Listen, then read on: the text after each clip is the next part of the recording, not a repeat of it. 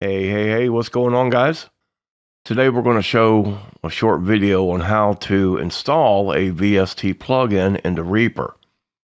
Now, VST stands for Virtual Studio Technology, and what these are, these simply replace the hardware they used to use back before all this digital stuff started happening. Okay? And so when we use a digital EQ or a plugin EQ, it's taken the place of an actual piece of hardware that the microphones would run into, and then you would set this EQ by hand, basically the same way that you do using your plugin. Okay, but VST, this is just simply the digital side of the hardware side. Okay, so the first thing we're going to do is download the plugin, and here we have it here, Loud Max. As you can see, it's a VST, and I got this email today about if this was compatible with Reaper. So the first thing we're going to do is extract it. And there it is, okay? Now you can see there's two files. These are DLL files, and one's for a 32-bit system, and one is for a 64-bit system, okay? So at this point, we're simply going to copy whichever file that we want to use in Reaper. So I'm going to copy that file. Now I'm going to come over to this PC. I'm running Windows 8.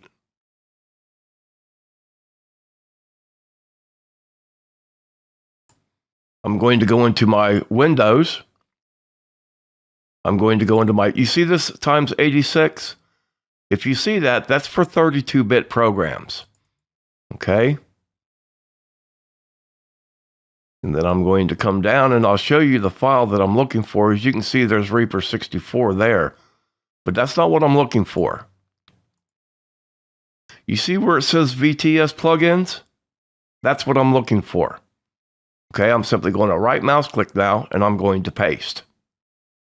And we're going to say continue because I do have the authority to do such.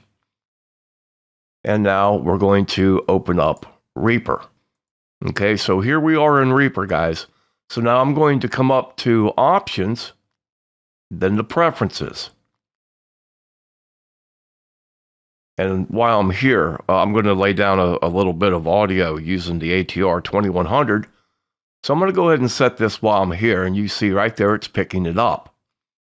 Okay, and we're simply going to say OK. And I apologize. Let me go up to Options again to Preferences.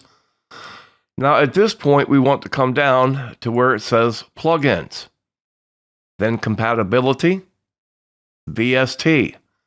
Now, if you look right here, you'll see, when I told you about the VST plugins, you'll see that it's in this file path, and Reaper knows to go look for them there. So I'm simply going to click Auto Detect, and that's it. Now, I also run Rescan, and that's it. And then I'll hit Apply. And then OK. So now let's go ahead and bring up a track.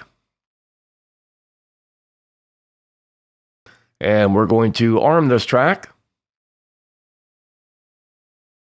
Now our input we're going to have as the left. We can see our input signal right up here.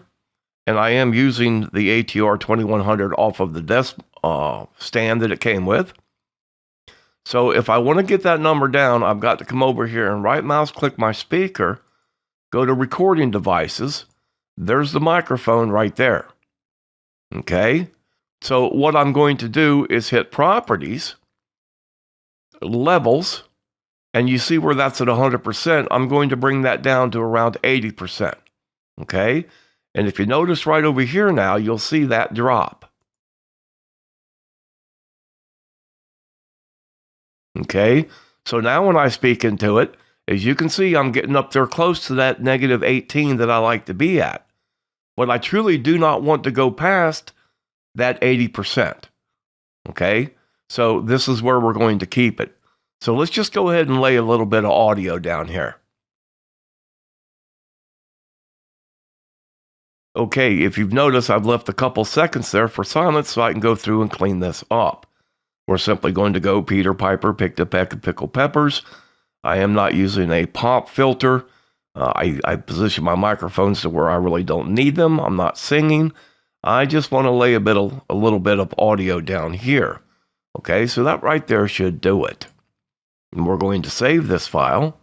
We don't need to arm this anymore for recording, so we can get rid of that. Okay, guys, so now the first thing I'm going to do is come up to extensions.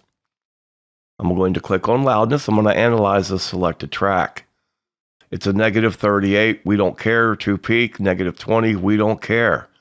So if we're going to do this according to the AES, we're going to be somewhere between a -16 and a -20 loss.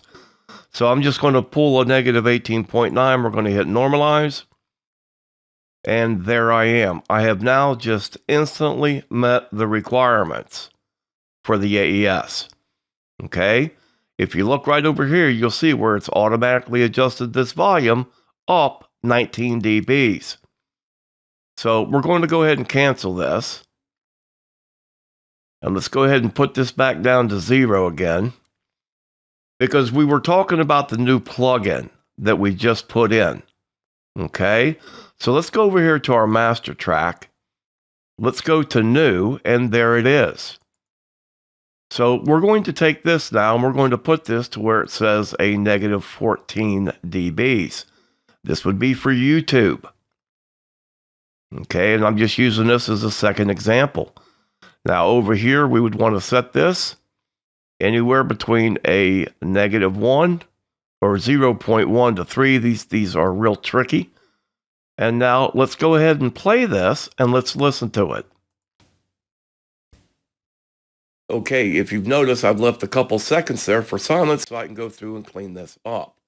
We're simply going to go Peter Piper picked a peck of pickled peppers. I am not using a pop filter. I position my microphones to where I really don't need them. I'm not singing. I just want to lay a little bit of audio down here. Okay, so that right there should do it.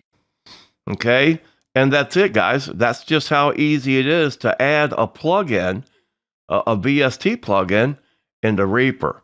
Take care, God bless, and we are out of here.